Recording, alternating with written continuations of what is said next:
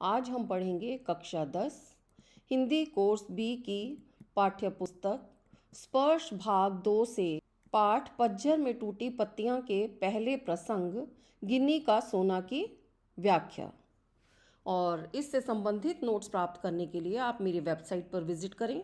Website है www.madhukalash.in। इसके notes आप मेरी पुस्तक समाधान से भी प्राप्त कर सकते हैं जो Amazon तथा सर्वभाषा.in पर उपलब्ध है। लेखक ने प्रस्तुत पाठ में 2 प्रसंग प्रस्तुत किए हैं।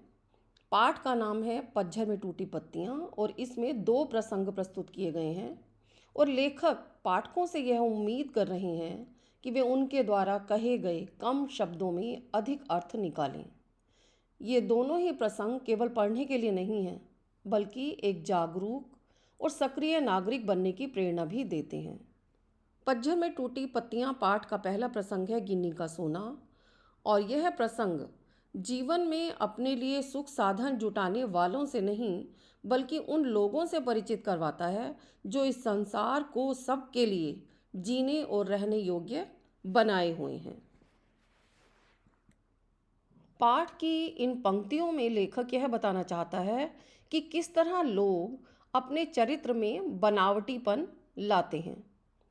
शुद्ध सोना अलग है और गिन्नी का सोना अलग।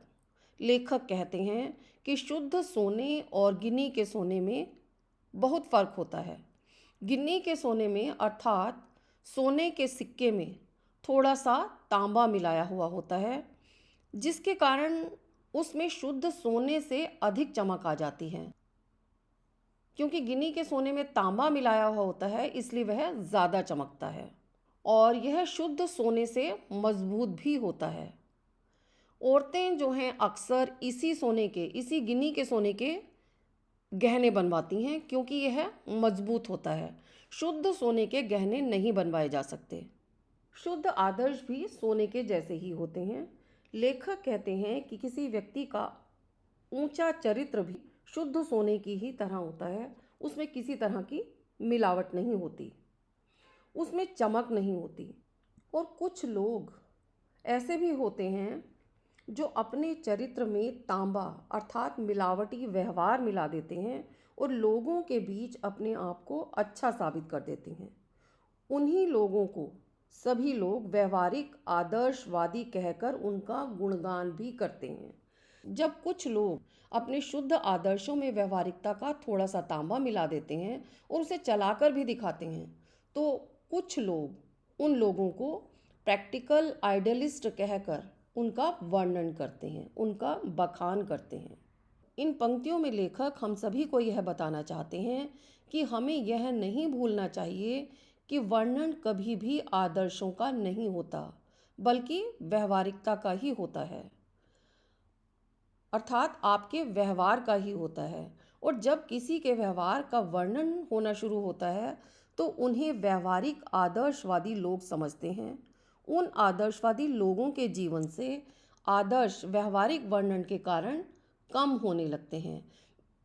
जब व्यवहारिकता का वर्णन होता है तब प्रैक्टिकल आइडियलिस्टों के जीवन से आदर्श जो हैं वे धीरे धीरे पीछे हटने लगते हैं और उनकी जो व्यवहारिक सूझबूझ होती है, ऐसी सूझबूझ जो जीवन में काम आ सकती है, वही आगे आने लगती है। चंद लोग कहते हैं गांधी जी प्रैक्टिकल आइडियलिस्ट थे, अर्थात कुछ लोगों का ये मानना है कि गांधी जी भी व्यवहारिक आदर्शवादियों में से ही एक थे।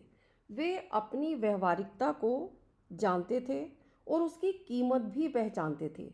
इन्हीं कारणों की वजह से वह अपने अनेक लक्षणों वाले आदर्श चला पाते थे, वरना वे हवा में ही उड़ते रहते। अर्थात उनके पास धन दौलत शिक्षा सब कुछ था, उन्हें किसी भी चीज़ की ज़रूरत नहीं थी। अगर गांधी जी भी अपने आदर्शों को महत्व नहीं देते तो पूरा देश उनके साथ हर समय कंधे से कंधा मिलाकर खड़ा नहीं होता। इन पंक्तियों में लेखक ने व्यवहारवादी लोगों के बारे में ही वर्णन किया है। गांधी जी कभी आदर्शों को व्यवहारिकता के स्तर पर उतरने नहीं देते थे। लेखक कहता है कि गांधी जी कभी भी अपने आदर्शों को अपने व्यवहार पर हावी नहीं होने देते थे, बल्कि व्यवहारिकता को आदर्शों के स्तर पर चढ़ाते थे, अर्थात अपने व्यवहार में ही अपने आदर्शों को रखने की कोशिश करते थे। वे सोने में तांबा नहीं बल्कि तांबे में सोना मिलाकर उसकी कीमत बढ़ाते थे। वे किसी भी तरह के आदर्शों में कोई भी व्यवहारिक मिलावट नहीं करते थे, बल्कि व्यवहार में आदर्शों को मिलाते थे, जिससे आदर्श ही सबको दिखें और सब आदर्शों का ही पालन करें और आदर्शों की कीमत भी बढ़े। व्यवहारवादी लोग हमेशा सजग रहते हैं। लेखक का मानना है कि जो लोग केवल अपने व्यवहार पर ही ध्यान देते हैं, वे केवल वैज्ञानिक ढंग से ही सोचते हैं। वे व्यवहारवादी लोग कहे जाते हैं और ये लोग हमेशा सजग अर्थात चौकन्ने रहते हैं कि कहीं इनसे कोई ऐसा काम ना हो जाए जिसके कारण इनको हानि उठानी पड़े। कोई भी कदम उठाने से पहले ये लाभ हानि का हिसाब ज़रूर लगाते हैं। वे अपने जीवन में बहुत सफल होते हैं और अपने साथ चलने वाले लोगों से वे आगे भी जाते हैं। लेखक कहता है कि सोचने वाली बात यह है कि क्या ये लोग सही मायनों में आगे बढ़ते हैं या इज्जत हासिल करते हैं। खुद ऊपर चढ़ें और अपने साथ दूसरों को भी ऊपर ले चलें, यही महत्व की बात है। लेखक कहते हैं कि सबसे महत्वपूर्ण बात तो यह है कि खुद भी तरक्की करें और अपने साथ साथ दूसरों को भी आगे ले चलें, और ये काम हमेशा से ही आदर्शवादी लोगों ने ही किया है। समाज के पास अगर शाश्वत मूल्यों जैसा कुछ है तो आदर्शवादी लोगों का ही दिया हुआ है। लेखक का यह मानना है कि हमारे समाज में अगर शाश्वत मूल्य अर्थात ऐसे मूल्य जो समाज में हमेशा रहते हैं, अगर ऐसे मूल्य बचे हुए हैं तो वो सिर्फ आदर्शवादी लोगों के कारण ही बच पाए हैं।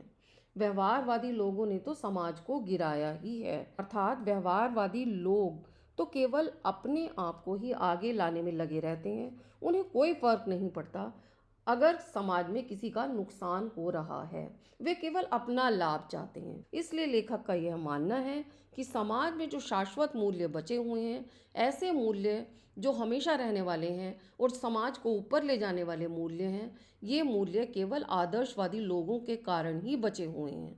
व्यवहारवादी लोगों ने कभी भी समाज के बारे में नहीं सोचा, उन्होंने तो समाज को गिराया ही है। मेरी ये वीडियो पसंद आए तो इसे लाइक करें, शेयर करें और मधुकलश चैनल को सब्सक्राइब करना ना भूलें।